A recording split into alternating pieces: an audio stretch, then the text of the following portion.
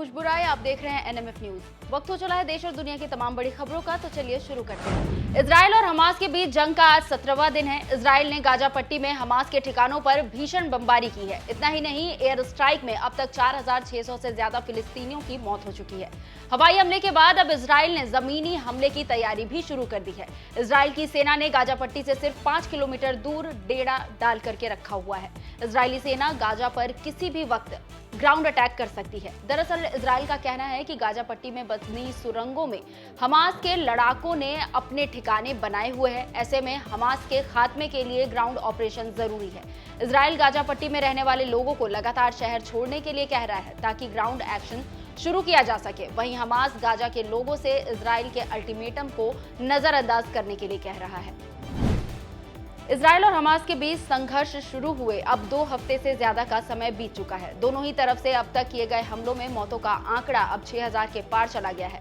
जहां इजराइल में हमास के हमले में 1400 की जान जा चुकी है, वहीं इजराइल के हमलों में गाजा के 4691 लोगों की मौत हो चुकी है, जबकि 14245 से ज्यादा लोग घायल हैं। वहीं वेस्ट बैंक में अब तक 90 लोगों की जान जा चुकी है, जबकि 1400 लोग घायल बताए जा रहे हैं। फिलिस्तीनी की तरफ से ये जानकारी दी गई है। दोनों तरफ से इस संघर्ष के बीच ईरान समर्थित संगठन हिजबुल्लाह ने भी इजराइल पर हमला जारी रखा है, जिसे लेकर पीएम बेंजामिन नेतन्याहू ने चेतावनी जारी कर दी है। इजरायल सेना ने सोमवार को बताया कि गाजा में बंधकों की खोज में जुटी सैनिकों की एक टीम पर हमला हुआ है। इसमें एक जवान की मौत हो गई, जबकि 3 अन्य घायल हो गए हैं। इसमें से एक सैनिक की हालत गंभीर बताई जा रही है। इजरायली सेना के प्रवक्ता ने कहा कि ये सैनिक नागरिकों की खोज में जुटे हुए थे और इलाके को खाली करा रहे थे। इसी दौरान एक टैंक पर एंटी टैंक मिसाइल से हमला किया गया, जिससे ये बड़ी घटना घट गई है। पैसे लेकर संसद में सवाल पूछने के आरोप में फंसी तृणमूल कांग्रेस की सांसद महुआ मोइत्रा से उनकी पार्टी ने सफाई मांगी है। पार्टी सांसद डेरेक ओब्रायन ने रविवार को कहा कि इन आरोपों को लेकर पार्टी ने महुआ से अपनी स्थिति साफ करने को कहा है। डेरेक ने आगे कहा कि ये मामला जनता द्वारा चुने गए प्रतिनिधि से जुड़ा हुआ है, इसलिए अभी संसद की समिति को मामले की जांच करने दीजिए। जांच पूरी होने के बाद पार्टी इस बारे में फैसला लेगी। आम आदमी पार्टी ने छत्तीसगढ़ विधानसभा चुनाव के लिए उम्मीदवारों की चौथी लिस्ट जारी कर दी है। इसमें 12 नाम हैं। इससे पहले आपने पहली लिस्ट में 10, दूसरी लिस्ट में 12 और तीसरी लिस्ट में 11 उम्मीदवारों के नाम की घोषणा कर दी थी। इसके साथ ही आपने छत्तीसगढ़ विधानसभा चुनाव के लिए 45 उम्मीदवारों की घोषणा कर दी थी। बता दें कि छत्तीसगढ़ में सभी 90 विधानसभा सीटों पर 7 और 17 नवंबर को 2 चरणों में मतदान होगा। वोटों की गिनती 3 दिसंबर को होगी। लोकसभा चुनाव से पहले अखिलेश यादव को भावी प्रधानमंत्री कहा जाने लगा है। लखनऊ में सपा दफ्तर के बाहर लगा पोस्टर चर्चा का केंद्र बना हुआ है। पोस्टर में अखिलेश यादव को भावी प्रधानमंत्री बनाया जा रहा है। बता दें कि सपा लोकसभा चुनाव की तैयारियों में जुट गई है। लोकसभा के रण में उतरने से पहले कार्यकर्ताओं को प्रशिक्षित करने का काम अखिलेश द्वारा किया जा रहा है। बूथ, सेक्टर और जोन प्रभारियों से सीधा संवाद कर सपा मुखिया संगठन को धार देने में जुटे हुए हैं। वहीं पोस्टर पर सत्ता पक्ष ने तंज कसा है और इसे मुंगेरी लाल के हसीन सपने करार दिया है। रक्षा मंत्री राजनाथ सिंह 23 अक्टूबर को असम और अरुणाचल प्रदेश के 2 दिवसीय दौरे पर है। राजनाथ सिंह अरुणाचल प्रदेश में सेना के जवानों से मुलाकात करेंगे, साथ ही उनके साथ दशहरा का त्योहार भी मनाएंगे। ये जानकारी उन्होंने खुद ट्वीट कर दी है। ये दौरा इसलिए भी खास है क्योंकि पिछले कुछ वर्षों में भारत और चीन के संबंध कुछ खास नहीं रहे हैं। भारत चीन की विस्तारवादी सोच को सिरे से नकारता है और उस पर लगाम लगाने का प्रयास करता रहता है। उत्तर प्रदेश की राजधानी लखनऊ में सरकारी प्राथमिक विद्यालय की प्रिंसिपल को छात्रों के एक समूह को स्कूल परिसर में नमाज अदा करने की अनुमति देने के लिए निलंबित कर दिया गया है। प्रिंसिपल को शनिवार को निलंबित कर दिया गया और ये घटना शुक्रवार को हुई थी। जिला स्तर के एक शिक्षक अधिकारी ने बताया कि स्कूल परिसर में नमाज अदा करना विभागीय दिशा निर्देश के खिलाफ है। वहीं प्रिंसिपल का सहयोग करने को लेकर 2 महिला टीचर को भी चेतावनी दी गई है। बता दें कि उन्हें उत्तर प्रदेश सेवक नियमावली 1999 के तहत तत्काल प्रभाव से निलंबित कर दिया गया है। छत्तीसगढ़ की सामरी सीट से कांग्रेस विधायक चिंतामणि महाराज को इस बार पार्टी ने टिकट नहीं दिया। ऐसे में उन्होंने पार्टी के खिलाफ बगावती रुख अख्तियार कर लिया है। इतना ही नहीं, वे अब बीजेपी में जाने के लिए तैयार है। चिंतामणि महाराज ने कहा कि अगर उन्हें अंबिकापुर सीट से डिप्टी सीएम टीएस सिंहदेव के खिलाफ टिकट मिले तो वो बीजेपी में शामिल होने पर विचार कर सकते हैं। महाराज ने यह भी दावा किया कि बीजेपी उन्हें लोकसभा चुनाव में टिकट देने को तैयार है।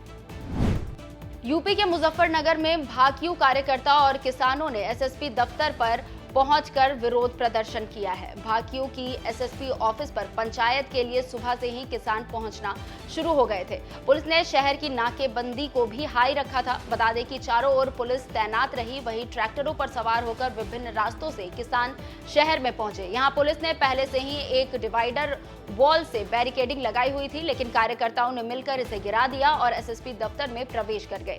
इसके बाद कार्यकर्ताओं ने एसएसपी ऑफिस के गेट पर भाकियू का झंडा भी लगा दिया और धरने पर बैठ गए। बता दें कि किसानों ने बकाया गन्ना मूल्य भुगतान न होने पर यह उग्र प्रदर्शन किया है। बेंगलुरु में रोड पर खड़ी एक BMW कार से चोरी का सनसनीखेज मामला प्रकाश में आया है। 13 लाख रुपए की चोरी की यह घटना सीसीटीवी फुटेज में कैद हो गई है, जिसके बाद इसका वीडियो अब सोशल मीडिया पर खूब वायरल हो रहा है। स्थानीय पुलिस का कहना है कि केस दर्ज कर मामले की जांच की जा रही है। जल्द ही मामले का खुलासा कर लिया जाएगा। सोशल मीडिया पर वायरल इस वीडियो में रोड किनारे एक कार खड़ी नजर आ रही है। अचानक वहां बाइक पर सवार 2 युवक आते हैं। एक युवक बाइक से उतरता है और कार के चक्कर लगाता है। इसके बाद वो ड्राइवर की तरफ वाली खिड़की का शीशा तोड़कर अंदर घुसता है और कार के अंदर रखे बैग को लेकर बाहर निकलकर बाइक पर बैठकर वहां से रफू चक्कर हो जाता है। दशहरा, दिवाली और छठ पूजा को देखते हुए भारतीय रेलवे ने 283 स्पेशल ट्रेनों को चलाने की घोषणा की है। रेल मंत्री अश्विनी वैष्णव ने कहा कि ये विशेष ट्रेन 4480 फेरे लगाएंगी। रेल मंत्री के मुताबिक दक्षिण मध्य रेलवे में 58 ट्रेनों की घोषणा की गई है, जो 404 फेरे लगाएंगी। पश्चिम रेलवे की ओर से 36 ट्रेनों का संचालन किया जाएगा। ये अधिकतम 1267 यात्राएं करेंगी। वहीं उत्तर पश्चिम रेलवे 24 स्पेशल ट्रेन चलाएगा। इसके अलावा कई अन्य स्पेशल ट्रेन भी चलाई जाएगी। आपको बता दें कि अधिकांश ट्रेनें दिल्ली और मुंबई जैसे महानगरों से बिहार और उत्तर प्रदेश के शहरों के लिए चलाई जा रही है।